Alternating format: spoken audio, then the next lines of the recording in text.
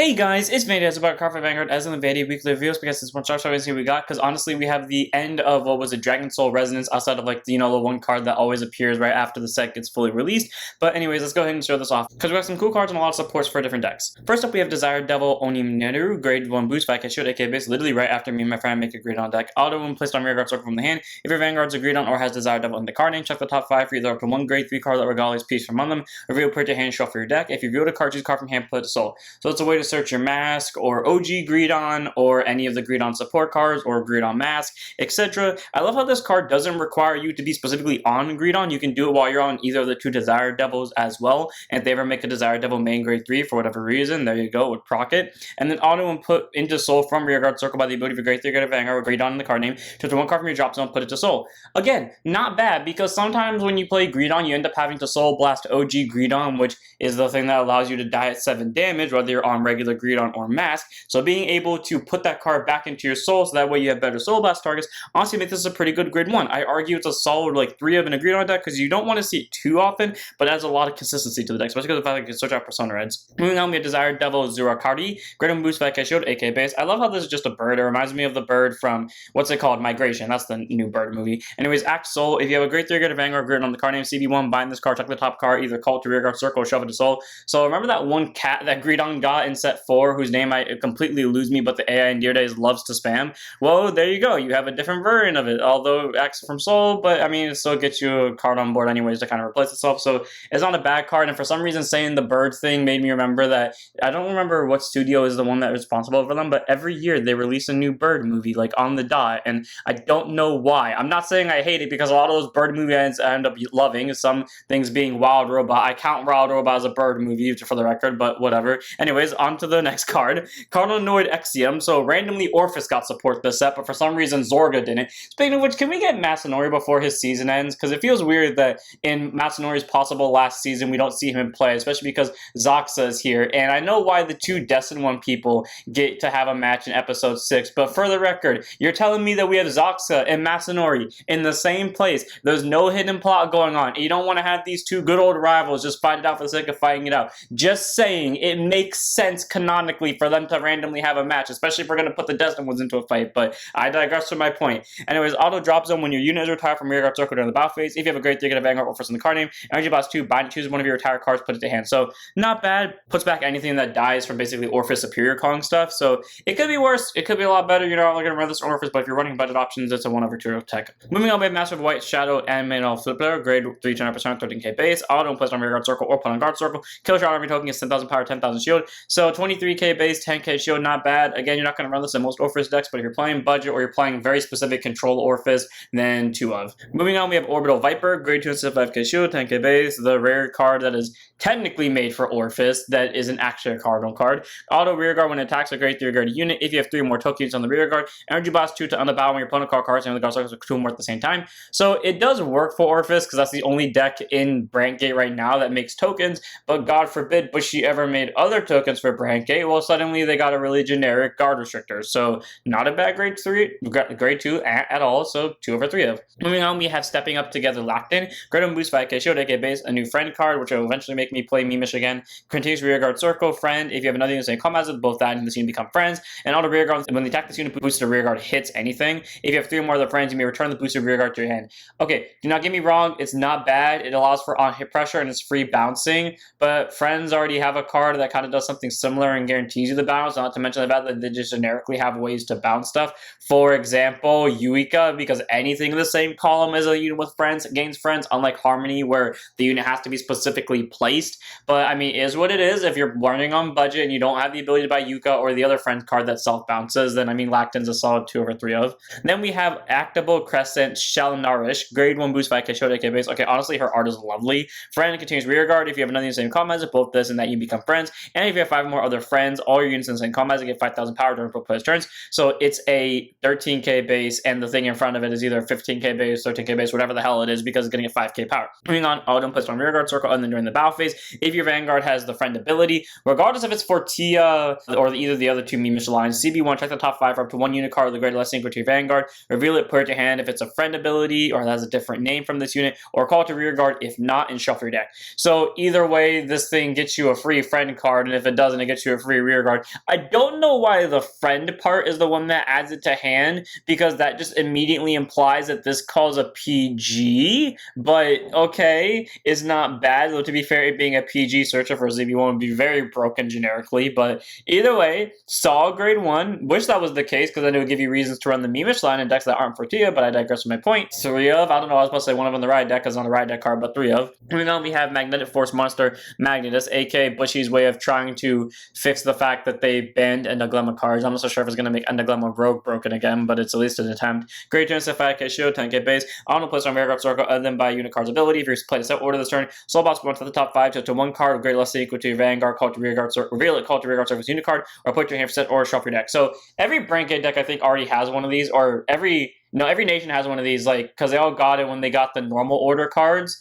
I think Brantgate has one. I'm pretty sure it does, because they all got them at the exact same time. But if they didn't, well, here's Brantgate's version, like, for example, T-Fault. Anyways, auto rear guard when he attacks into a grade 3 grade unit. If your order's on a set order in it, it gets 5,000 power for the battle. If you have Vanguard of Monster in the card, it gets 10,000 instead of 5,000. So, not bad. That's just a free power-up. And I mean, yeah, the other units kind of do the same thing. But, hey, it's good numbers, and it's Bushy's way of fixing Endoglemma. I still would have preferred if the Rogue meta deck was something like Spinal Marquis, which I will still forever spite Bushy for not supporting.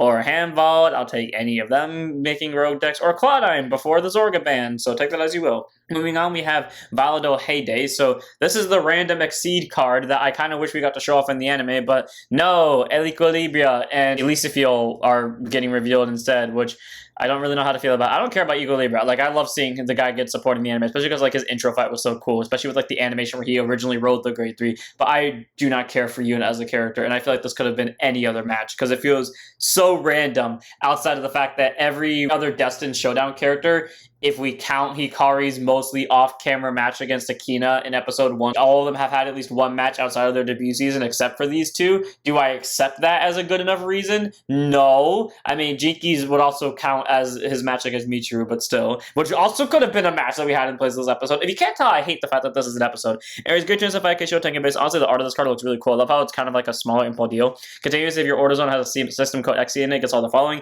Auto plus from rear guard circle, we have 2 more auto mode gauges, soul boss to draw a card, and auto rear guard the attack a grade 3 grade unit while not boosted. If it's the first battle of that turn, CB1 stand it. Okay, I love how this just requires you to have the Exceed order to be able to proc either of those two abilities off. Realistically, considering the fact that this ability does cost a CB, unless they give this deck the ability to drop a CB cost, you don't technically have to have a card in your order zone outside of the Exceed, which means you could have 0 auto mode gauges to get the restand. Is that ever going to happen? No, because it needs a CB and you would get the gauge from the CB. But I mean, either way, not a bad card. Initiates multi-attacking impulse deal, which is weird that it was one of the few decks that couldn't actually multi-attack, even though it got really big numbers out of it. So cool that it can finally do that, even if it's only for the first battle, but it gives it 4 attacks throughout the turn with somewhere between 4 to 6 drive checks in a turn. So take that as you will. Moving on, we have support cards for Houndraiser, and I'm glad we got 3 High Beast for the deck, because it was kind of low on good High Beast once you realized that Kirtasandra didn't have a lot of High Beast going into it. Great on boost 5k show AK base. Don't know why Bushy keeps putting rainbows in their backgrounds. I don't care. Like, I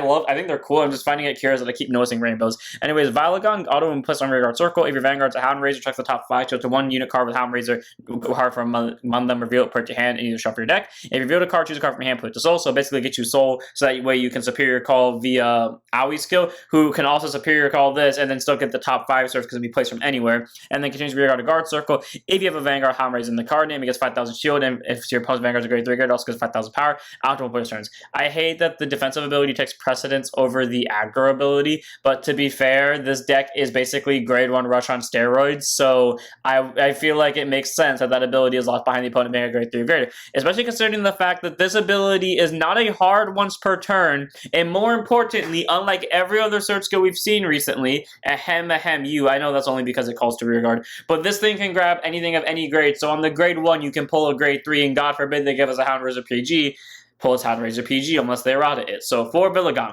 good shield value just by simply being on a Houndraiser. That thing's a 10k shield on all of your grades. That's the ride line. It's a 13k base once your opponent hits the grade 3, 18k technically counting Aoi skill, and even if it's not counting Aoi skill because in the front row it's still 13k base. And again, it literally is a free top 5 search of any Houndraiser card, so take that as you will. Moving on, we have Gurugon. So great on boost 5k shield, 8k base, of course showing out the Shadow Paladin Edgelord, that is the ability to grade 1 rush. Continues back a rear guard circle. If you have 3 or more grade 1 less rear guards in the back row, gets 5,000 power. retire active bonus turns. So that one does have to stay in the back row for its free 5k, but I mean still 18k with AoE. So essentially you just back row rush your opponent to death. And that ability procs regardless of what grade either player's at, mind you. So if you fill up your board before either side gets to grade 3, God help your opponent, especially if there are 3 of them in the back row. And then we have, of course, the one bad one, quote unquote, because we can't have really good Searcher in 18k beat stick without having at least an okay mess. I also love how it's just a horse, proving the fact that it's only dogs that get really good buffs. Nagaon, so great on boost 5k shield, 8k base, auto place on rear guard circle, choose one of your rear guards with Houndraiser in the card until end of your opponent's next turn. That unit cannot be attacked by your opponent's rear guards.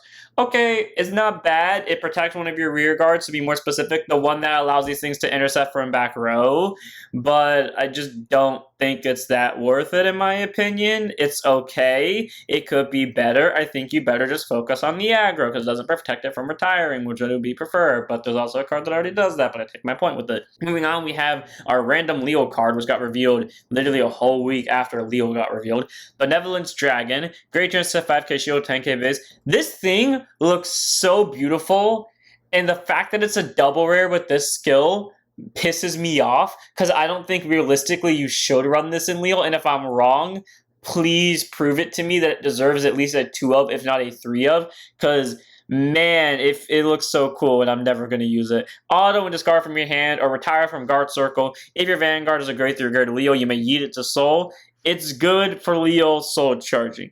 It is. Continuous rear guard to guard circle. If your bind zone has any face-up card, it gets 5,000 power and 5k shield after it returns.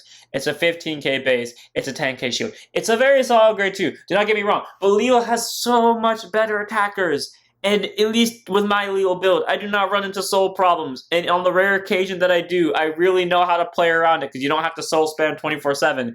And so that automatically nullifies this skill, although it's really good, don't get me wrong. And then the second skill, it's so good for like a generic like 10k 15, but they have so many more beaters, and Kiernan Sanctuary as a whole has enough way to like get herring cards where I don't feel like you need this. I want just ability to get it at 2 of, and I feel like people in the comments are going to tell me that this is honestly worth the 2 of, like as a genuine thing, not just because I want it to be, but at least to me it's not worth the 2 of, not in my personal builds because it just doesn't feel like it fits my playstyle. But god damn it, this thing looks so cool and I wish I could run it. I might honestly shoot my own style in the foot just to run this because honestly I really do like the artwork and it's not a bad card. I can find a way to justify it to myself because it looks really cool. I wish I didn't already do my Leo deck profile right before this card came out because man, I would run it in there just for the sake of having it. And on to our last reviews for the day. First up, we have Knight of the Piercing Legental, grade 2 and 5k shield, 10k base, auto retire from rear guard circle during your battle phase. Your Vanguards are grade 3 grade to Ezel, so boss 1 choose 2 units and they get 5,000 power for the turn.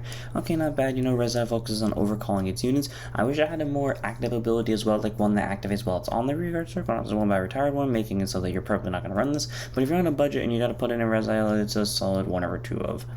Then we have Impervious Dragon, honestly a very solid like generic grade 2 card that works really well with Ezel. So grade 2 5k shield, 10k base, auto placed on rear guard circle or put on guard circle, so that counts both intercepting, so moving into the guard circle, or just hard placing it from hand, or placing it from deck using the blitz order. Choose a grade 3 card Ezel and its card name from your right deck, you may reveal it. If you revealed a card or your Vanguard is already a grade 3 or greater Ezel, perform one of the following based on the circle this unit's on. If it's on the rear guard circle, it gets 5,000 power for the turn. But if it was placed by the ability of your grade 3 or greater Vanguard Ezel and the card name, it gets 10,000 instead of 5,000. And then guard circle, it gets 5,000 shield for the battle, but if it intercepted, it gets 10,000 shield instead. All around, this is an amazing grade 2 because you can hard play it from hand while you're on grade 2 turns to 15k base. If you superior called it via Ezel's ability, not when you went from a Senior to Ezel, or when you go from Zodius to Ezel, has to be specifically via Ezel's ability, then it'll be a 10 or 20k base. And then also mention that when it intercepts, not only is that skill allowed while you're at grade 3, but it's also allowed when you're at grade 2. So this thing, the second you hit grade 2 turn, or not even just grade 2 turn, like grade 1 turn as well, it's a 10k shield, which all around, or not 10k shield, it's a 15k shield, and it inherently has a 10k shield anyway. So honestly, this card's amazing. Definitely works really well with Ezel's defensive capabilities. So if you want to make a more defensive tanky Ezel deck, solid 3 if not a 4 of, and a general Ezel deck, I feel like it's still worth the 2 of because it looks really cool. Moving on, we have Silven Horn Beast Tipper, great chance to 5k shield, 10k base. This card has 2 abilities, continues rear guard to guard circle. If your Vanguard has Silven Horn Beast in the card name, this unit cannot be retired by your opponent's card effects and gets 5,000 shield after bonus turns. So it's a 10k shield that can't be touched by your opponent's card effects, or at least can't be retired by their abilities. Not bad, but it can still be locked, bound, bot deck balance, etc. But I mean, hey, at least this gets the 5k shield. Then auto rear guard once per turn, when your other unit attacks from the back row, if your opponent's Vanguard is grade 3, gets 10,000 power for the turn. Okay, it's not bad because it automatically makes yourself a 20k base with Magnolia's possible plus 5k. So I mean, it does make it so that it's hitting for at least a 15k drop when someone else swings from the back row. The downside is it does require the opponent to be a grade 3 or greater, and according to the thing, it costs a Soul Blast, which for some reason this version of Tipper doesn't have on it. So yeah, this is not an errata. It does actually cost a Soul Blast to do that. So in my opinion, not an amazing grade 2 at all, because it does require the opponent to be a grade 3 to be a little bit aggressive. So I want to put like the 2 if you want to run it, but honestly it's not worth it. A card you do want to run though is Silven Horn Beast Chatale Chile. Grade 2 and FIK Shield Tank base. I definitely butchered that name. Auto when either placed on rearguard circle from the hand specifically, or placed on rearguard by the ability of your card with Silver Horn Beast in the card name. What was the point of specifying from hand then? Because like you can pull from drop zone. I guess this is because like there's a lot of generic stuff in Stow Kit I can pull from drop and deck, so fair enough that it specifies either from hand or has to be placed by Silven Horn Beast. If your Vanguards are grade 3 or to Magnolia, Soul Box 1, check the top 7, choose 1 Magnolia from 1 of them reveal, put your hand shuffle your deck, and then you change rearguard if you have grade 3 or to Vanguard Magnolia in the card, and your Persona right increases the power of your back row units as well. All around, not a bad grade 2 at all. It's pretty much the grade 2 version of, what was his name, Serral, who does almost the exact same thing for Batum, except Serral is a grade 1, and Serral does not require you to be on a grade 3 and can be placed from rearguard or from deck specifically. So chat tier all around is, in my opinion, better because it's a grade 2, so it allows you to proc Alpin and other card effects instead of just being a grade 1 and screws over a lot of your board presence. But also, it still searches the Magnolia anyways, and it does it for the same cost, except Serral only checks the top 5, chat tier checks the top 7, and again, they both cost a Soul Blast, with the only main difference in the skill being the fact that Shatter is a grade 2, Cheryl is a grade 1, and that Serral can be placed from hand or deck, but then Shatter can be placed from hand or by any ability that has a Silven Horn Beast in the card name. So not a bad card at all. I think it's a very solid grade 2 to have in a Magnolia deck, so if you're running Serral, replace Serral with whatever, how many copies of this. Then we have our Chris Rain support cards. We have Peaceable Lunchtime Branch, Great Turn Stuff IK Shield, Tank and Base contains Rearguard. If you have a Great 3 Vanguard, Chris Rain, the card name gets boost. Okay, not bad, but it's not needed. The deck doesn't need this at all. It's just a generic pack filler card. Then we have Deep Sea Snowflake Elfear, Great on Boost, IK Shield, AK Base, Auto, Rearguard once per turn. When your other Rearguards return to your hand during your turn, if a Great 3 Vanguard Mermaid Vanguard, choose one of your units, get a 5k for the turn. Okay, odd that it's just Mermaid in general, but cool. And then Auto in return from your hand from your rearguard circle. If your Vanguard's a grade 3, get a Chris Rain, put a hand card, a solo draw card. That is incredibly good because that's just a free soul card, which Chris Rain does have a lot of like really good support cards that cost 2 soul for some reason. So I mean, that's honestly good. If you can afford to run this on Chris Rain, do it. I mean, that's just a soul card and then replace it with a draw. So very solid grade 1 to have in the deck, and solid 3 of or 4 of in my opinion for Chris Rain just for the soul and draw alone.